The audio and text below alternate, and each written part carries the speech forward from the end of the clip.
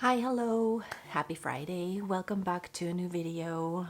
Today we are going to once again work with the Kuretake Granulating Colors from the second set, the Cosmic set. And I am working with the Cosmic Green. And when I tell you that I have been stumped by this color, it's crazy. I have done so many different kinds of backgrounds just to see what I can do with this color because it is so underwhelming. Don't get me wrong, the color is nice and all, but there's just not that much of a color shift to it. And so when I am filling a whole page with just one color, it just all looks very bland and blah. I've tried so many things. I've tried just regular, I've tried salt, I've tried bubble solution, which I kind of like this one, but it just wasn't reliable enough for me to really get something fun out of it. I tried just placing bubbles one by one. I've tried more bubbles. That's on the back side of a page because I didn't want to waste any more paper. And then I tried the Canson paper again, and I tried the salt again, and I came up with this, and it's just too busy. So I'm starting over, and I now have a little bit of an idea what I want to do. I know, a little too late, but such is life. And that's why we have lots of paper and hopefully enough patience to just give it one more try. Overall, I really liked the salt effect. I got the most variation out of the project with the salt. So I'm going to try the salt again. And I think I have an idea of what I want to do. Needless to say, I used quite a bit of this paint already. So now I'm at the point where I'm feeling a little precious about, maybe wasting too much of this paint. But then on the other hand, what else am I going to do with it, right? I mean, don't get me wrong, it is a beautiful color. And I may have said that already just to kind of make the point come across. In itself, the color is super pretty. It is a beautiful shade of seafoam green, but you get it. But it's just, in this set, it's just not doing what I want it to do. Like the other colors are doing, So I'm so glad to be moving on after this and doing something different because I've had it with this color.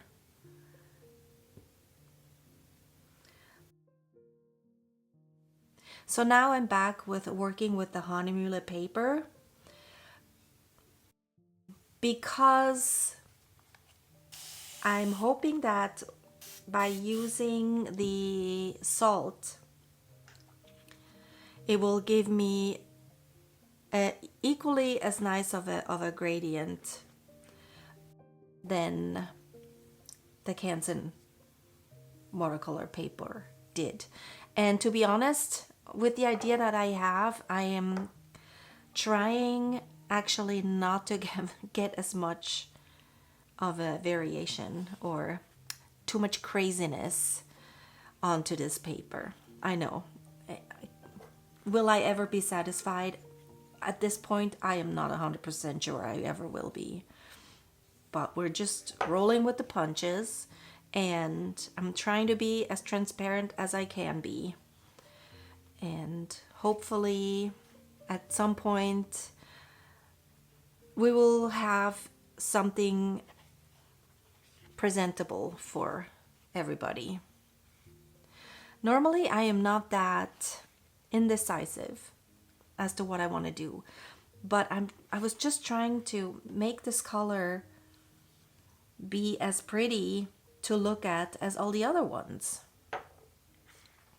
And by adding too much other stuff, I was worried that I was going to not showcase the color enough. But then on the other hand, it's really not doing a whole lot for itself. So we shall see, we shall see.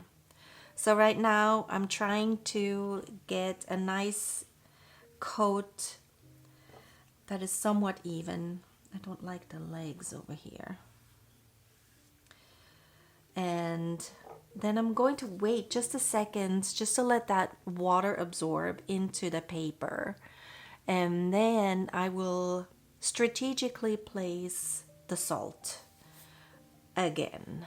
So I will be back shortly and then we can continue.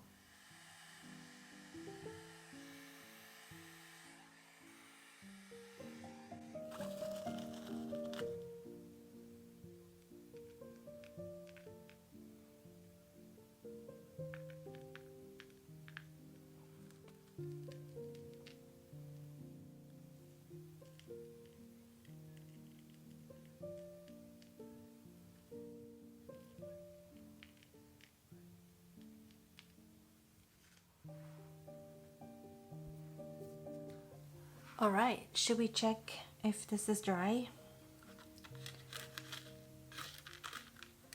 It's a little bit wet still, but... And once I have all the salt off, I can dry the rest with the hairdryer. I've been a little bit impatient with letting all of it dry because I've done this literally like 10 times already. So now it's crunch time, and I can't take my good old time with all of this. If you're wondering what I'm using to scratch this off, it's called a boo-boo stick. I used to use it when I was working on my cookies. You can scrape the icing off your cookie if you made a mistake. So that's what I'm using.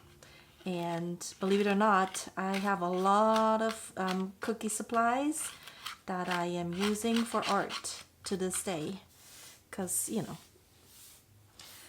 I was basically doing the same thing, only in food safe ways, or similar things, I should say.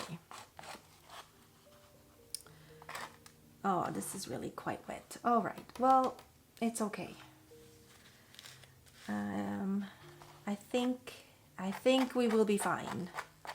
Okay, so this is what I have. As you can see, not much has changed, with the exception of where the salt has been sitting, obviously, but the background is very nice and smooth. I kind of wanted it this way just because my last one, even though I liked the effects, and I might still show you that in a little window over to the side. It just turned out a little bit too crazy to put anything else over it, and that's sometimes, you know, do you want to leave it like that? Do you want it to look crazy and kind of interesting on its own, or do you want to continue? And in my case, because I am making videos and I want you guys to have a little bit more to look at than just you know, the background and what I worked on, I decided that it might be better to just start new and do something else. So this is what I did, and this is what we ended up with. All right, so I'm just gonna quickly run the hairdryer over it, and then we can continue with this. Okie dokie, I'm using one of my jelly rolls. Actually, I think I want to use the number 8 for now. Jelly roll white pens for this, and what I want to do is outline these clusters where we put the what's it called? The salt, and make bubbles.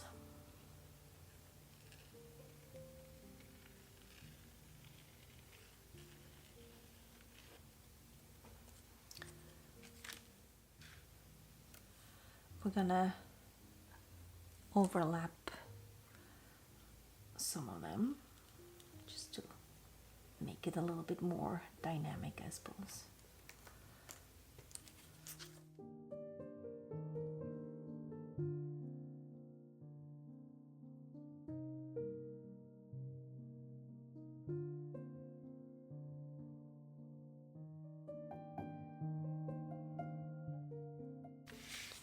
And I think I have room for one last one. Kind of want this off the page.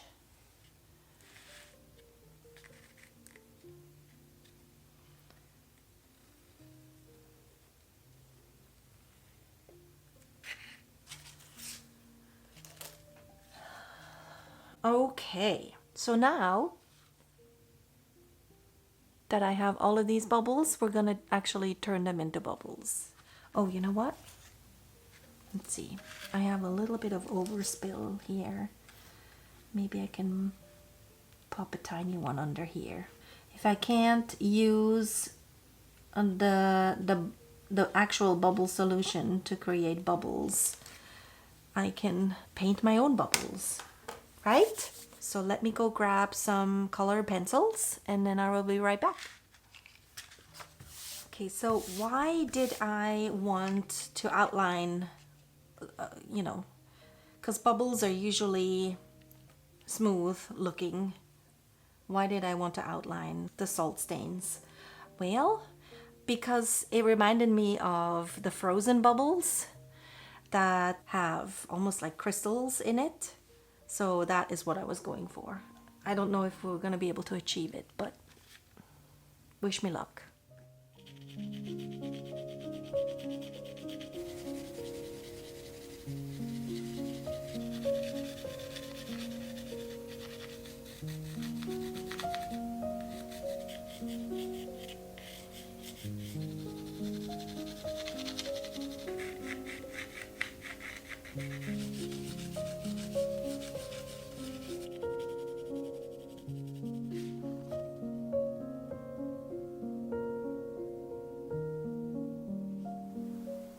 I have watched a few tutorials on how to paint bubbles, and I've only tried it a couple of times before this time, and I was just a little bit worried I was going to mess this one up too, just because I have to constantly remind myself where is the shadows and where is the highlights.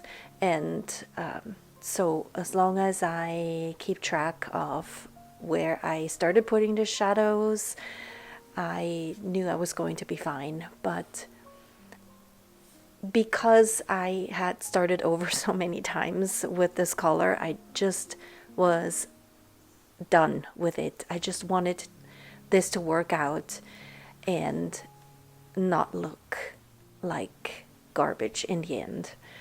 And I really liked how the coloring of the colored pencils looks. It is rough, and part of me would have liked the application to go down a little bit smoother, but because I had the salt underneath it first, there was still a little bit of residue, and therefore the surface was a little bit rougher than just regular watercolor paper, which is already kind of rough in itself on colored pencils. So you would have seen the texture underneath too without the salt, but that kind of amplified it a little bit, and so I didn't quite get as smooth of an application as I would have liked.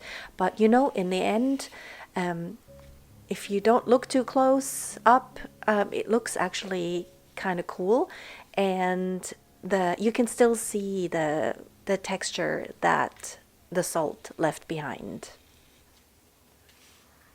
And so now I have to put down the highlights, meaning where I assume or where I decided that the light source was coming from. Again, I'm just not super well versed in this, but that's okay. Like with everything, you got to start somewhere, and I did like how it turned out, and I liked that the background was still kind of lighter and didn't turn out too dark, and so you can see that I was trying to achieve more of a 3D look.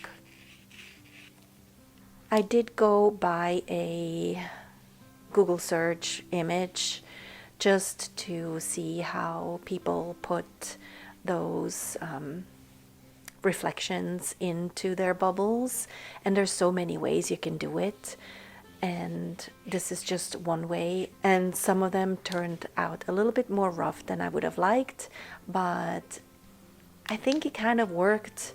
I'm trying to not be too judgmental about this piece because I have already had a lot of trouble with this color to begin with. So overall, I really enjoyed how this turned out. It's very light, and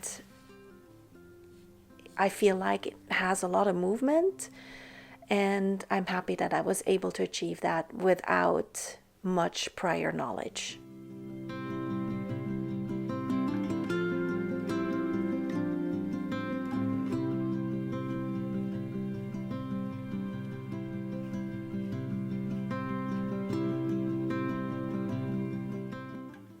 As always, I would like to say thank you to everybody who clicked on this video today. I hope you liked it. Don't worry, I think the next one is not going to be so much of a struggle, so I hope you're gonna come back next Friday for the last of those 5 colors, and we'll see what I can come up with for that one. If you liked watching me create this painting today, please consider subscribing. It doesn't cost anything, and it helps my channel grow and be seen by other people who might be enjoying something like this for themselves. I upload a new video every Friday. Have a wonderful weekend wherever you are in the world. Stay creative, and I'll see you next time.